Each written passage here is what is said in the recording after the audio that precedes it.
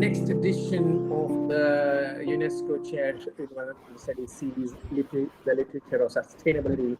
Um, uh, for, uh, Very unusually, we have three pioneering speakers today, people who have pioneered an entire field, the blue humanities, sometimes called the oceanic humanities, today with us.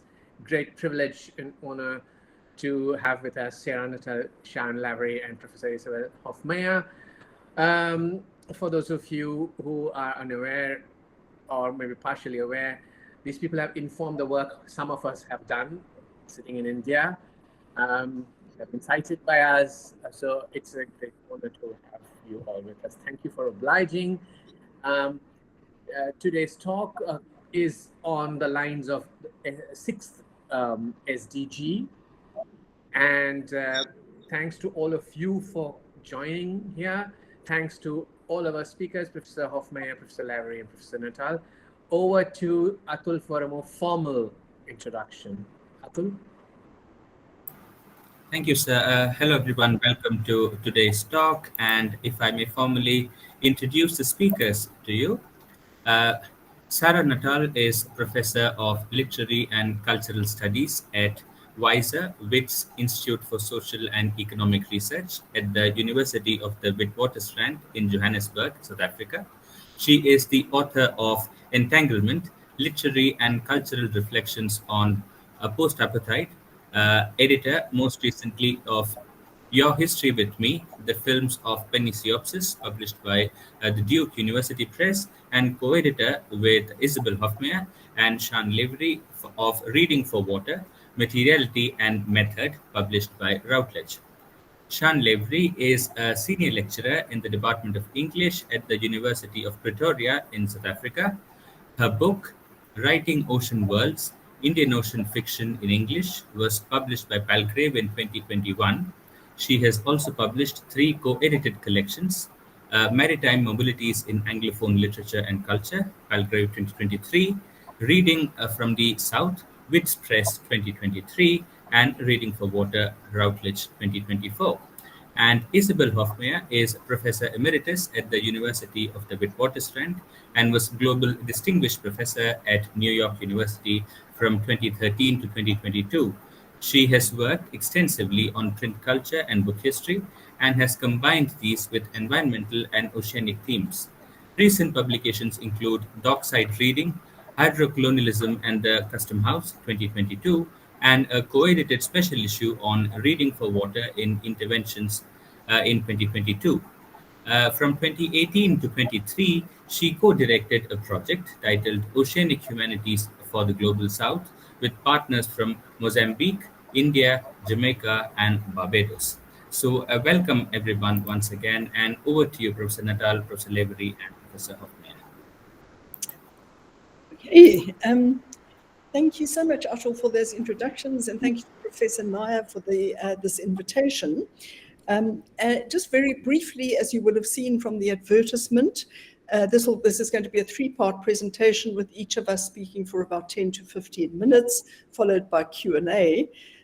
I'll start and I'll provide a brief overview of this idea of reading for water as a set of methods, and we'll also include some comments on hydrocolonialism. Sarah will then talk about pluviality, a concept she has developed in relation to heavy rainfall and flooding, and Sharon will then explore her work on the seas and oceans, and particularly her research on the vertical Indian Ocean or areas related to that.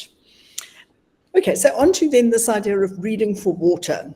So this was a project that the three of us set up in an attempt really to gauge with water from a literary and cultural perspective. So in part, of course, this was intended as a counterweight to the extensive scholarship on water, which is overwhelmingly social science in orientation. So in thinking then about SDG 6, one is inevitably thrust into the social science and science domain. And we wanted obviously to draw on that scholarship, but we also wanted to explore what it means to bring literary and cultural perspectives to these debates, exploring then how one might read for water across a range of texts, all from a Southern African and global South perspective, where questions of water, are often very pressing. And in fact, significant parts of Johannesburg as we speak are without water, including Sarah and myself. And this, of course, is becoming an increasingly common feature of life. So in the comments, I'll really try and focus on think through questions of method. What are the various ways in which one might carry out such a project? So the first point, I think, of methodological advice is to focus closely on the materiality of water. So constantly to think of what kind of water is one looking at. So, for example, we followed, the sensory, the political, and the agentive power of water across literary texts, tracking rivers, rain, streams, tunnels, and sewers, connecting atmospheric, surface, and groundwater, describing competing hydrological traditions and hydroepistemologies. So, put in simple terms, excuse me, we moved away from water as a kind of general abstract category towards bodies, types, and systems of water, and then thought about how these played out in terms of literary features, within fiction, with the plot, construction of space, and so on. So let me give you some quick examples. One important genre in South African literature is that of the farm novel. And there's a very famous essay by J.M. Coetzee on the farm novel, which you may be familiar with. And obviously this idea of the farm novel is linked to forms of settler appropriation of land. And in the farm novel, the plot is driven very much by the imperative of continuing the farm. So the farm in turn often determines the plot, especially in relation to questions of marriage, and determines, for example, who can marry whom. In general, I think also that in the farm novel, the space is imagined really as involving land, and its orientation is very much horizontal, thinking about these horizontal demarcations of land. So what we did was we looked at, contrasted this with a well-known South African novel by a woman called Marlene van Niekerk, called Agat, which is translated from the Afrikaans. It's A-G-A-A-T. And it's very it's attentive to the farm as a configuration of the elements and works very consciously with air, fire, soil, and water. So with regard to the latter, with the water, the narrative catalogues every possible order of water on the farm, whether that's elemental, rain, mist, or cloud, naturally occurring, river, stream, pan, or wetland, or engineered, dam, ditch, furrow, reservoir, borehole, windmill. So indeed, these different water configurations play out then in different ways in the novel. They are precipitants, they are pretexts, and they are analogues often for aspects of literary form itself. And one central focus is a particular river and its catchment area, which suggests a way of thinking about literary region. And also a river often is an analogue for narrative itself. So just as a story has no starting point, just as a river has no exact starting point, so too it is difficult to determine where a story actually starts. So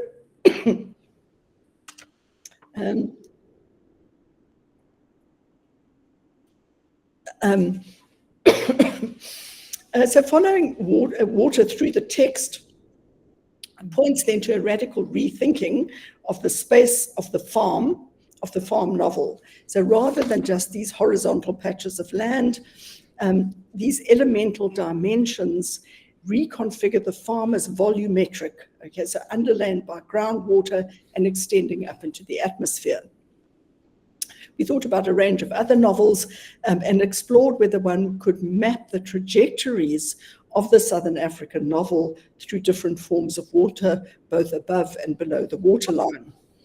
Another sort of methodological focus was on what we called the hydro-infrastructural, a term denoting both the politics and poetics of infrastructure with and in relation to water, including in its materiality. So infrastructures, following Brian Larkin and others, are built networks that facilitate the flow of goods, people, or ideas, and of course, very importantly, the flows of water. So the hydro-infrastructural implies subjecting the dominant analytical modes of the infrastructural to water, liquidity, and wetness.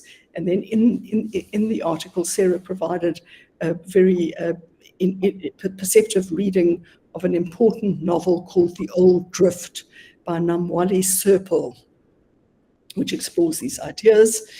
Also in relation to the hydro-infrastructural, Sean provides a reading of another important South African writer, Auntie Krog, called A Change of Ton, and she focused interestingly on wastewater, drainage, and sewage, shifting from an elemental, as she said, to an excremental reading of water. And she finds a formal and thematic inextricability of water and wastewater, such that reading for one entails being forced to face the grim materialities of the other. So alongside these hydro infrastructures, another focus was on multi-spirited waters, thinking about water not as an empty secular substance, but as bustling with water deities, ancestors, water sprites, and so on. And that's a very common part of much South African life where, particular kinds of waters are assumed to be inhabited by all of these metaphysical beings.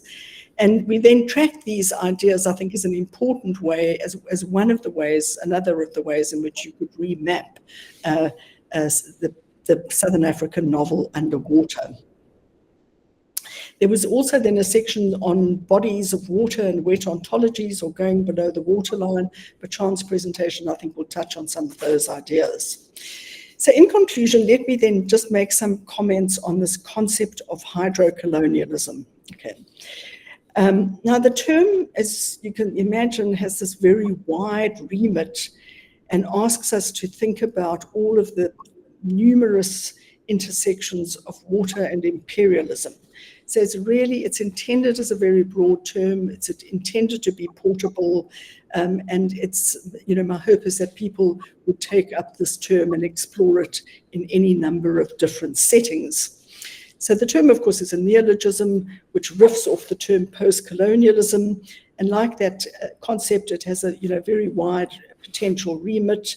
It could include, for example, colonization by way of water, various forms of maritime imperialism which arrive by sea, colonization of water, so occupation of land is often, of the land with the best water resources, declaration of territorial waters, militarization and geopoliticization of the ocean. You could think about, for example, a colony in or on water, a certain kind of ship, a penal colony, colonization through water, flooding of occupied lands, and I think very importantly, colonization of the idea of water. So how is it that, all of that water has come to be thought about as this sort of empty substance, when in fact, as we've seen, it's a deeply, it's a cultural and social substance. So I think, modeling then, as I say, itself very much on post-colonial theory, hydrocolonialism traces the configuration of literary institutions across land and sea, empire and environment. It explores the literary implications opened up by thinking about overlaying the huge hydrological cycle onto imperial and post-imperial cartographies. So the move then requires us to think laterally, vertically, and contrapuntally between different water worlds and hydro-imaginaries. So very briefly, I explored this term in a book entitled Dockside Reading, Hydrocolonialism and the Custom House. And it really was an attempt to embed print culture in oceanic studies to put water and paper closer together. So very briefly, the book tracks printed matter as it made its way through the colonial port city, where it was always funneled through the custom house. So here, customs officials checked to see that it was not pirated, seditious, or obscene. So customs officials were, in effect, then the first censors. They could censor material, and often they did this by dumping it in the ocean. And they also established protocols and practices around copyright, as they could decide if something was pirated. Okay. So copyright and censorship, as you can imagine, are really critical literary institutions if you are writing literary histories. So I was interested then to think about them not simply as kind of landed institutions, but institutions that had been made hydrocolonially across land and sea and colonial structures. And I'll stop at that point and hand over to Sarah. Thank you very much, Isabel. Thank you very much to our hosts. Thank you to everyone on the call for this invitation and the opportunity to speak to you. It's always more fun to speak with Isabel and Sean and to think with them and to write with them. So I'm thrilled to be here. I'm really very pleased to talk to you. Please do wave at me, including Isabel and Sean, if I am speaking too quickly. I have lots to say, but I don't intend to overstay my welcome. So I've noted the time and I will try to do what I can accordingly. I want to talk to you briefly today about my work on pluviality. This is a concept that draws on the term pluvial from meteorology and the earth sciences to denote, as Isabel said, heavy or abundant rainfall. I did notice there's a new word in the dictionary called pluviophile, which applies to people who are particularly interested in following the sensory dimensions of rain. So I think I might be a pluviophile academic just for the next while. I came across that today, actually. And then in geomorphology, appluvial, singular, appluvial, refers to a geologic episode or change, process, deposit, or feature that is the result or the action of the effects of rain. So I developed this term to refer to rain, or as it's often referred to in the wider literature, precipitation, which seems to me a less alluring way of describing rainfall, as a condition or an event that is both material and imaginative. And pluviality is situated at the intersection of those earth sciences and very decidedly the humanities. And it considers rain as a temporal and a spatial medium and condition that is driven by, aside from anything else, narrative and visual form. So people often ask me, what is the relationship between pluviality and hydrocolonialism? So here I will try to be a little clearer about that. Pluviality can be situated within the wider rubric of hydrocolonialism. As such, pluviality is interested specifically in rain worlds that intersect with those post-imperial, post-colonial, and decolonial histories that Isabel has outlined. And this work is interesting. It's often very alluring because people seldom, of course, associate rain directly with histories of colonialism and apartheid. But of course, the minute one thinks about it, one certainly can. The argument is that these rain worlds take form as a series of what we could refer to as ontological entities shaped by memory and history, both human and multi-species. So rain falls all over fiction, as Elizabeth Scholz once remarked, but there's been very little in the critical humanities that gives explicit attention to and accords it direct analysis, offering developed theoretical and methodological ways of thinking about rain in literature, art, and in media, historically, and of course at a time of escalating climate crisis.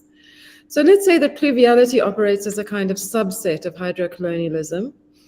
And in doing this work, I absolutely acknowledge that matter moves continuously through different material states, always exceeding any single state across wet and dry formations, seawater, ice, mist, precipitation, rain, winds, those more than wet ontologies that Peters and Steinberg have written about, or as Anderson and Wiley have succinctly put it, materiality is never apprehensible in just one state.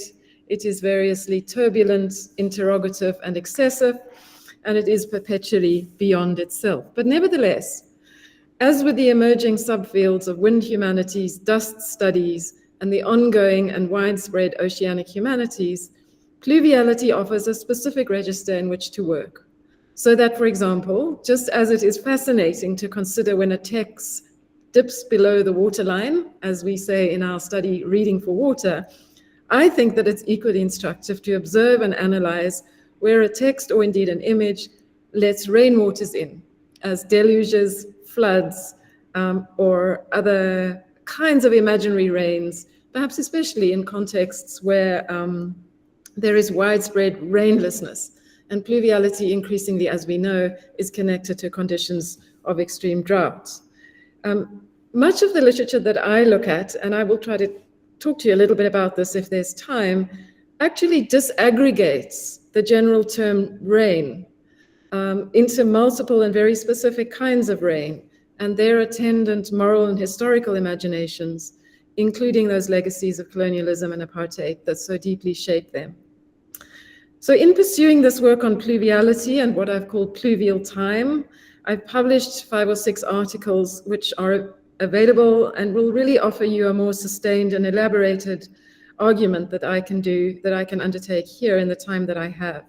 But what I'd like to do is to mention some general analytical and methodological approaches, again informed by hydrocolonialism and Reading for Water, that I have been and that I am developing, in the hope that they might be useful for your work in the terrains that you work in. So I have a few comments to make on urban pluvialities, wet and dry hinterlands, and regional imaginations and animated pluvial ecologies.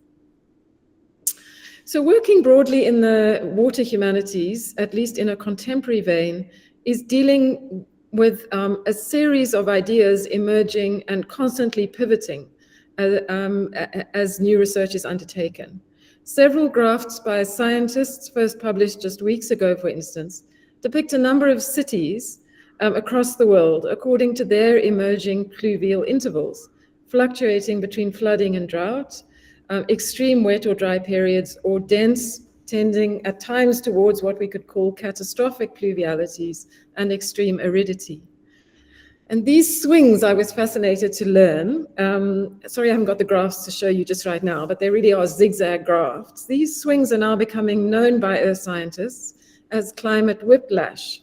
And some cities, and we could think here of Madrid and Cairo most recently, have recently flipped, as it is referred to, switching from predominantly wet to predominantly dry extremes or vice versa. So what is emerging that climate change is dramatically different in different parts of the world.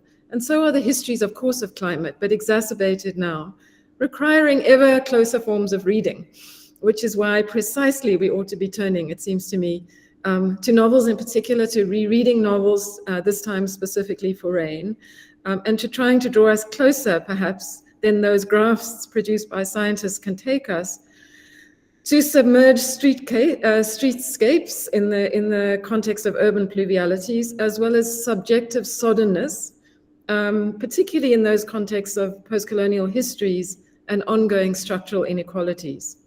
So one example of this is a 2019 novel by Pichaya Sudbanthad called Bangkok Wakes to Rain, which I think Isabel actually alerted to me originally. And what this, it's based on unprecedented levels of flooding in that city in 2011 along a key water artery. And the novel explores pluviality's power, as I would put it, to recast this modern metropolis as both waterlogged and waterborne, revolving the narrative around the stories of 4 people who live in a particular building in Bangkok and what happens to them from quotidian traversals of a city suffused with rain and the skies above it, whether human or avian, spliced with hyperbolic realism, as you could call it, the wet getting wetter, with mystical, historical, anti-colonial, and speculative elements. So it takes a climatic event and it turns it into a fictional event that is closely related to the near fact. And this is exactly what Namwali Serpil does in her hydrocolonial novel called The Old Drift, which Isabel mentioned, from the same year, 2019. That was a good year for fiction, which I've written about extensively, and has absolutely to do with what the novel calls early on the fat rains, the great Zambezi River known for its flooding and drifts, and the Kariba Dam, legacy par excellence of hydrocolonial engineering. Towards the end of that novel, in a section called The Change, obviously referring to climate change in a slightly future-based scenario, we encounter the streets of Lusaka, flooded, cars drifting off like boats, pedestrians in gumboots, and the middle air, in Serpil's beautiful prose, a flotilla of umbrellas. So what you find here is that rain and its pluvial modes of intervention pour down absolutely insistently on this novel. That has still been read as a dry novel, a dry territorial novel of Zambian history. And Serpil elaborates her imaginaries of deluge in Lusaka, again based on near fact. Scientists are predicting that the Kariba Dam, subject to infrastructural neglect and climate change, will imminently and catastrophically have its walls breached, flooding our wider Southern African region. Now, secondly, let me check the time. Well, not looking good. Okay, we may leave the urban for the hinterland. I've published a book with colleagues on planetary hinterlands recently. And I suppose I'll just make one point here at the moment, or in passing, to say that my work on J.M. Coetzee, and specifically his novel, The Life and Times of Michael Kay, which has to be one of the key post-colonial novels in world literature, and the work of Bessie Head, both have a great deal to do with gardeners, small-scale gardening, and agricultural production, and the pluvial conditions and moral imaginaries that it gives rise to. So methodologically and analytically, it's worth noting that a writer like Coetzee works with deadly rains and social systems, and in fact with the question of freedom, personal freedom, in a carceral sort of apartheid system, as dependent on quite complex conditions of hydrocolonial pluvialities and aridities, subject to our rereadings that are climate change attentive.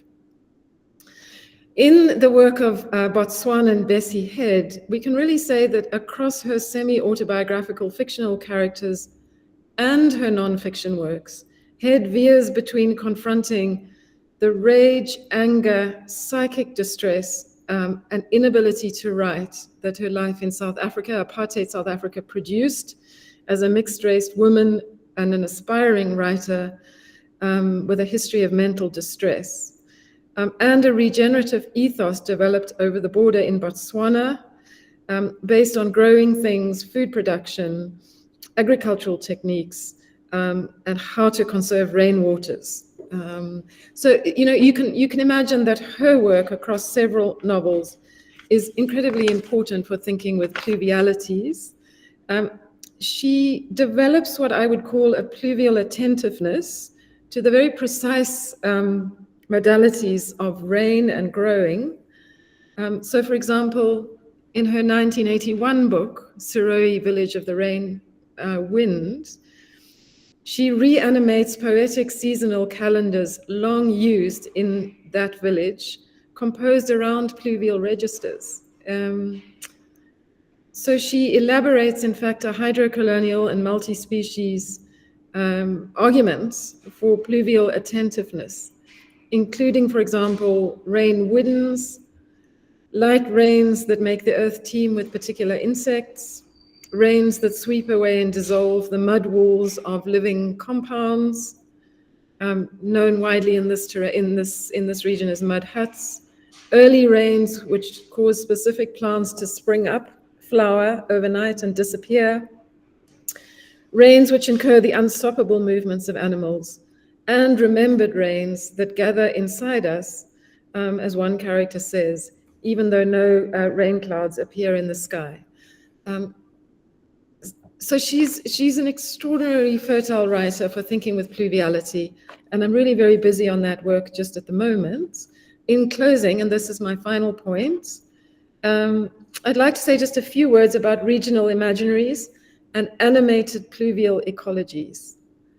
The most obvious of these is the question of rainmaking.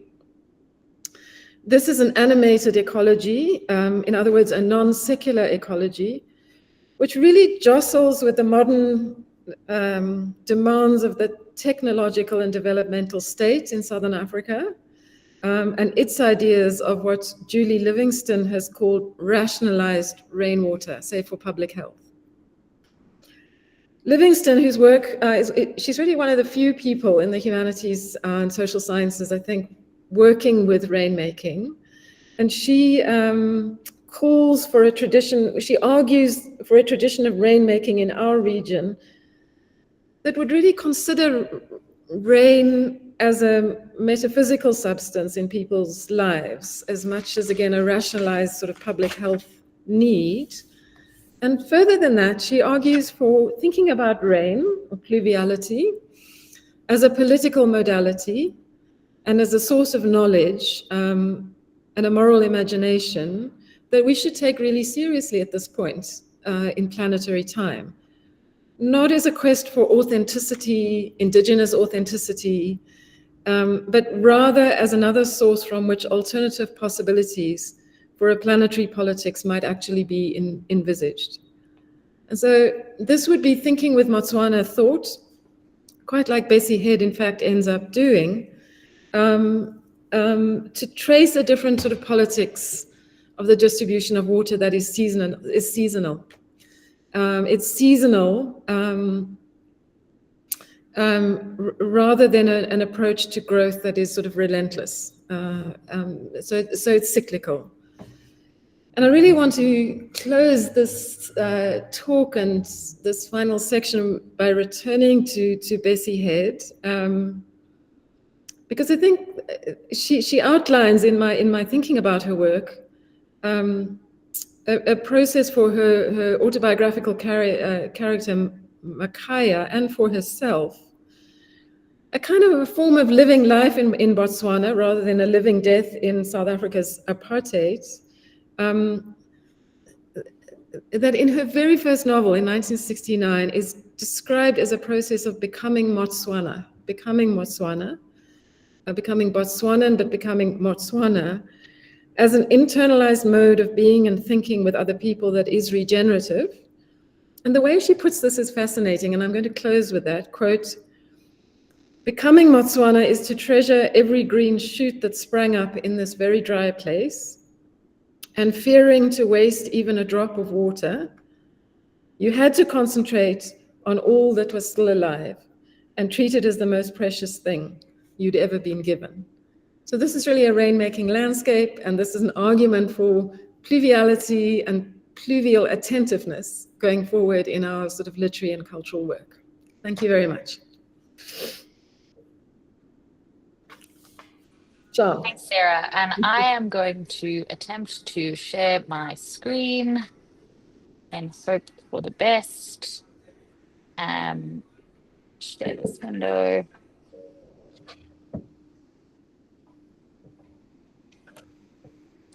It is starting. In the meantime, thank you to Prof. Naya for the invitation. It's been really great to be invited to speak all the way in Hyderabad, even if virtually. Our work in the Reading for Water project is very much inspired by the, I guess, increasing importance of water in a time of climate change. And I feel like you can see even I'm in the Northern Hemisphere in Switzerland at the moment, and Europe is undergoing a terrible off the charts heat wave, as you can tell. I'm having to mop my brow. And meanwhile, Isabel and Sarah are wearing scarves and coats inside. I have, for some reason, the presentation just keeps saying it is starting. I don't know if it's come across your side. I have also sent it to our chair in case that works. I imagine it's just going to pop on a second. Oh dear. I don't know how to stop it. Should we try sharing it from our end? Should I just try sharing it, as in since you had emailed it to us? Yeah, you can try it. Mine is now blocking any sharing. No, Atul, just go ahead and share it. Okay, okay, Okay, good. yeah, sure. Okay. While that's happening, in the meantime, what I want to do at the end of this presentation, so we've sort of talked about um, reading for water, as Isabel has talked about some of the methodologies of doing so. And Sarah, I think one of the things her work does is draw our attention to water in the atmosphere. So that's why I've put that as reading above, the above water. And so what I want to do in this part of the presentation is talk about reading below water. And I guess what we're trying to do here is model the various ways in which uh, this methodology, which we explicitly in the hang on one second. In our work looked at the Southern African region, but we also wanted to make it a methodology that was transferable across geographies. And so maybe in the question and answer session, I would be interested to hear the extent to which this it seems to be transferable to, for instance, South Asian literature. Okay, next slide. So what I'm talking about is really what happens when we read for water and once too much rain has fallen or seas have risen. So a lot of our work has been talking about too much and too little water. And one of the things I'd be interested in is the ways in which quite a lot of cultural material from the last 10 or 20 years has been imagining, and actually throughout the 20th century as well, we're returning to some of those texts, has been imagining submerged futures. So if we're here to talk about SDG 4, 6, which is about clean water and sanitation, I actually was tempted to talk about my sewage paper and talking about sanitation, but I also wanted to take us back to another SDG or link us to another SDG, because if we have too much clean water, what we have is a submerged environment. Okay, next slide. One of the thinkers in the oceanic humanities, Elizabeth de Lugri, has talked about the ways in which, one of the ways in which we need to imagine our climate change futures, which has been called by quite a few people the Anthropocene, is as submarine, in her words. The submarine, I think, is the most extreme version of this thinking. And so what I have been trying to think about is how to apply that to a global south terrain. So next slide. That's just to let you know that there is, in fact, an SDG of the sustainable life below water. So this is, I guess, imagining life below water into the future. Next slide. It also, my work has been situated, as was Isabel's, centrally in the past, and Sarah's a little bit too, in the Indian Ocean region, which is convenient here because it connects across Africa and South Asia, particularly Southern Africa and India, by all these very material forms. So the environmental factors affect how the Indian Ocean world functions across a very long period of time.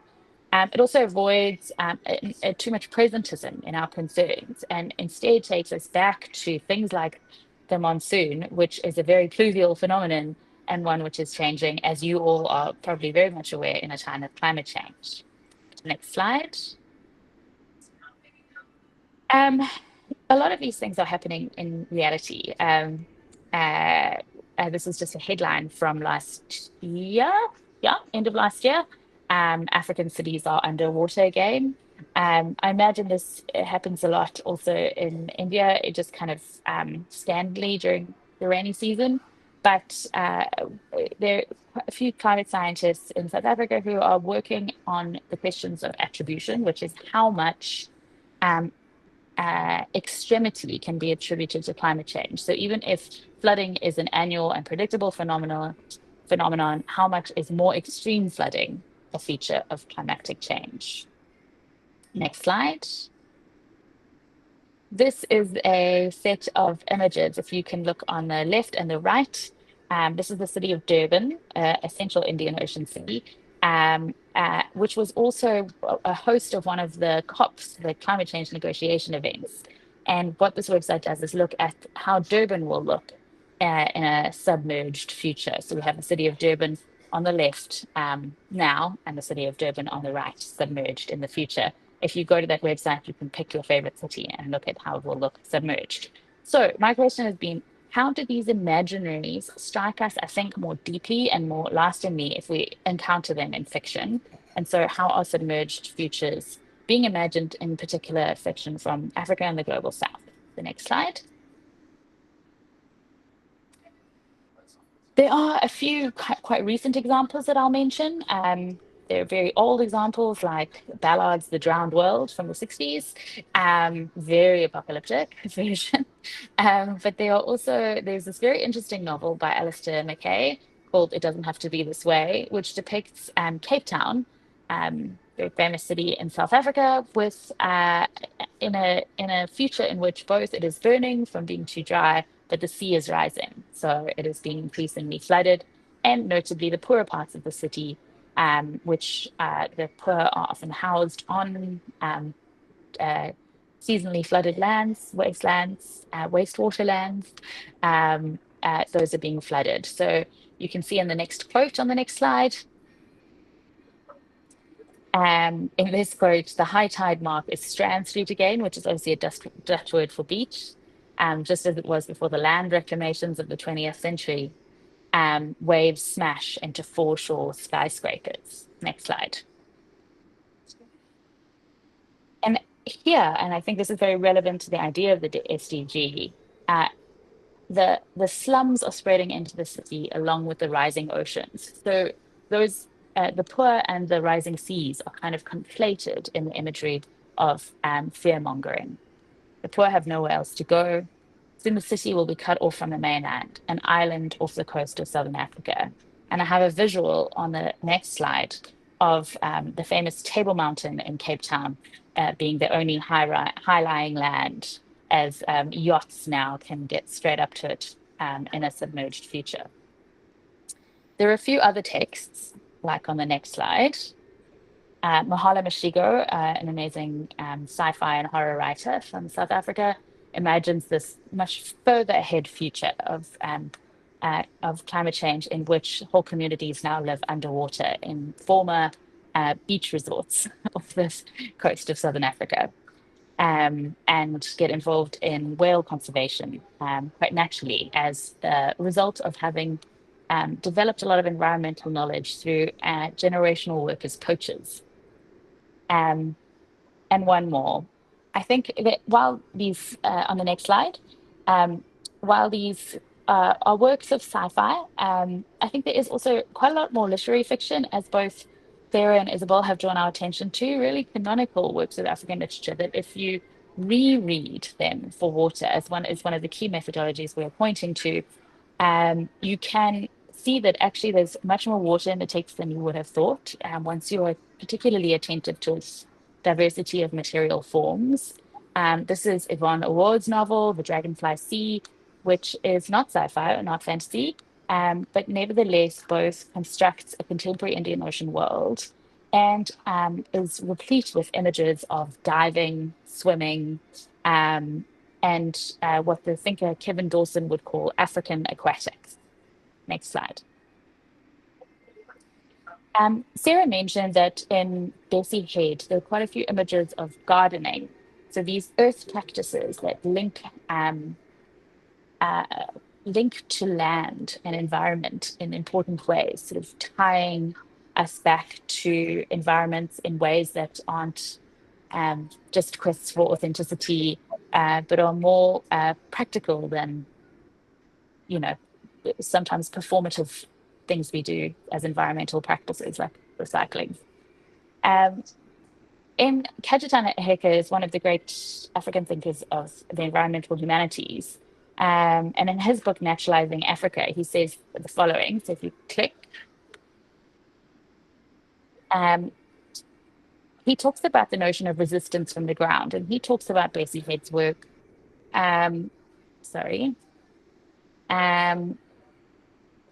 He talks about Bessie Head's work and the ways in which, as well as these other writers from Africa, and the ways in which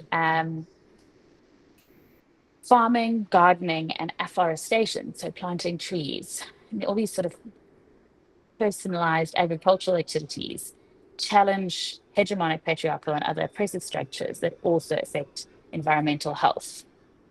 And so, click again. I've been wondering about the extent to which we might imagine not only resistance from the ground in relation to its absorption of water, etc., but also resistance from the water itself. Okay, next slide.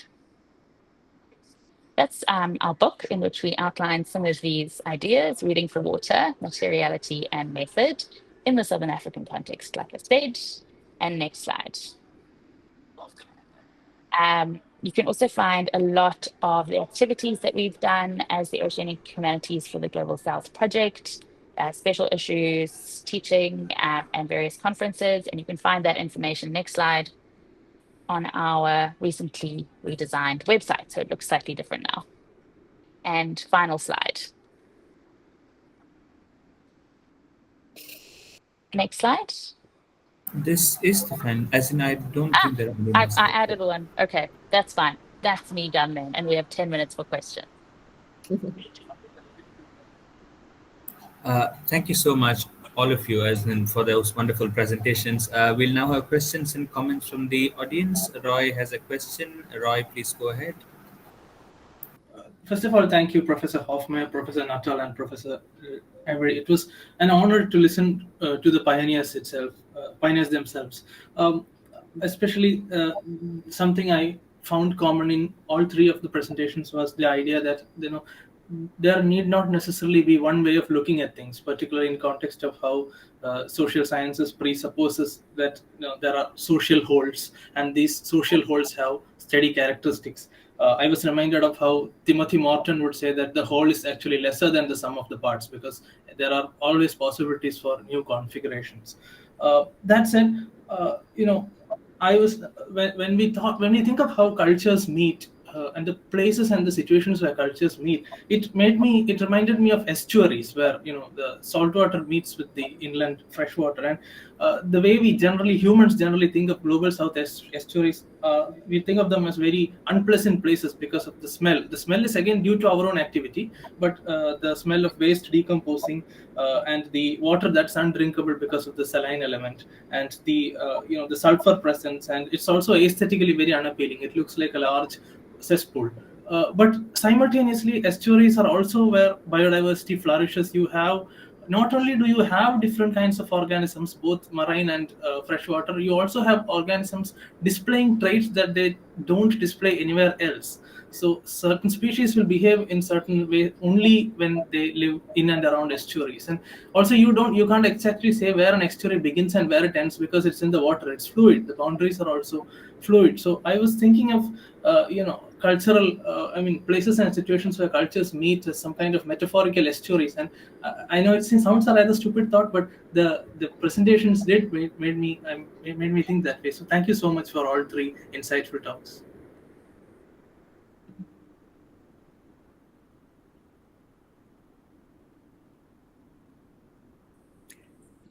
We respond? I think so, yeah. Okay. Thanks so much, Roy, for your question. Someone who we've thought alongside, with whom we've thought alongside for a long time, is Meg Samuelson, who has some wonderful work on the in-between areas. So in between estuaries, between river and land, between land and sea, and how these muddy, regions then generate sort of muddy forms of thought, which are actually quite useful. So she has a lot of this outlined in an essay called Coastal Thought. Isabel, I know that you've also worked on mangroves. You might want to say. Just also to add, I think one person whose work has been important to our project is Margaret Cohen, who's written a book called The Novel in the Sea, which you may know. But she also has this idea of what she calls a water chronotope. So very different kinds of water. So white water, estuary that Roy's been talking about, lagoon, muddy rivers, and again urges us to think about each of those as having very different kinds of narrative potentials, which is what I think Roy's questions is gesturing at.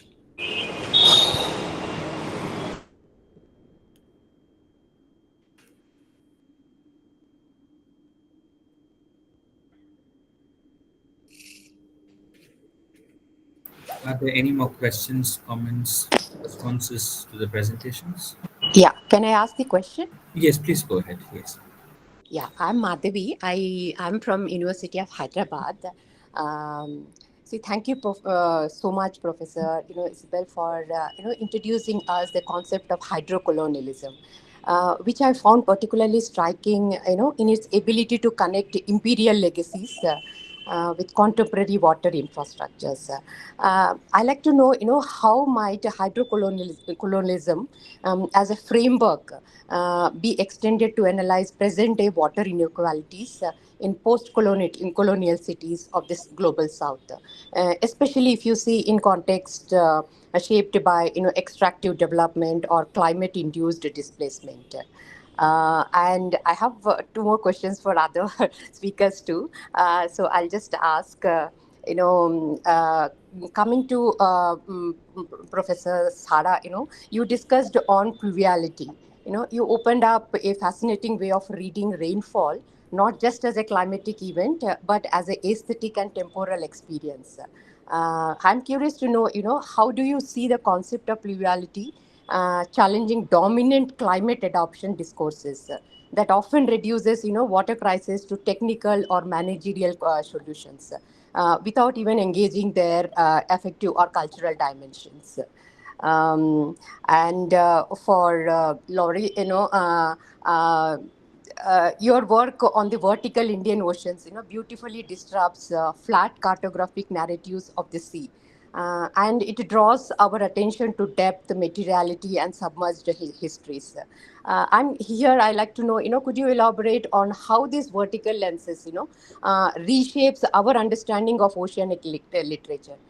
Especially in relation to ecological degradation, deep sea mining, and the politics of unseen geographies. I know that I have asked too many, but I like to have your version on that. Thanks, Madhavi, for those questions. I'll jump in. It seems that so you're thinking about what would sort of hydro post-colonialism as opposed to hydrocolonialism look like, and I think it's a really fascinating set of issues to think about. Obviously, it would be a lot to do about thinking about what would be the way that you think about the relationship between the colonial and the post-colonial. And very often the post-colonial would be, how do we all live in the aftermath of the deep structures of imperialism and colonialism, and how do those play out? So I suppose if you're trying to think about hydro post-colonialism, you'd be thinking about those. So one way, just to give an example, is to think about this question of these competing definitions of water. So in South Africa, for example, you have these different, almost like understandings of water merging together, competing with each other. So you have, for example, pre-colonial sort of quote-unquote indigenous understandings of water as the realm of the ancestors and particular kinds of water spirits.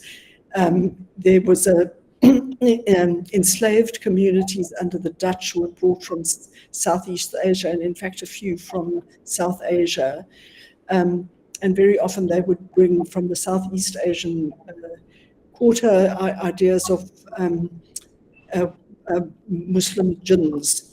So those enter also, they often are associated with water, and you get all of these very, very different kinds of understandings of water playing out and producing what you might regard as a kind of creolized water, where these different kinds of forms of understanding engage and encounter each other. Thank you. Thank you very much. I mean, had you asked me this question 3 years ago, I would have felt a little more circumspect or perhaps even despairing about the conversation between those of us working in the humanities and climate scientists, even social scientists working on water. And there was this kind of mutual incomprehensibility. Should we run into each other in certain conference formats or be asked to speak? It was like venturing into the other side. But actually, suddenly, I'm feeling from my corner of the universe that that's changing, and they can't really live without us, those people on the other side, because the interdisciplinary conversation on water, including rain, is gaining ground, I think. So I've been speaking recently to scientists, and it's still a slightly awkward encounter, but it's an encounter that everyone recognizes should happen. So I think some headway is being made. I think, Isabel in hydrocolonialism talks about the colonization of the idea of water, which she flagged for us today. But it's this notion of the idea of water as an idea that it seems to be making some headway with scientists. It's a short, pithy way of thinking about how we want to understand water and what we have to offer from our archives and resources. So I think it's improving, and I think we just got to we've got to occupy the same seminar rooms and online spaces a little bit more, and I think we'll make even more headway. So I'm feeling okay about it, and I hope you are as well. Thank you. And just quickly, very quickly, I think that was a really great question. Basically, Madhavi, you put it very well, that the ways in which shifting to the vertical exposes or brings to light unseen ecologies. I have a great interest in unseen ecologies, those that are either invisibilized or actually invisible, like because of the opacity of the substance of water, but also overlooked ecologies everywhere. So, all the way to the polar regions that we don't think of as necessarily connected to our everyday lives, but in fact, increasingly in a time of planetary climatic change are going to be. So thanks. I mean, unseen ecologies is a great way of saying what is the effect of taking a vertical perspective, is that it exposes the unseen. Thank you.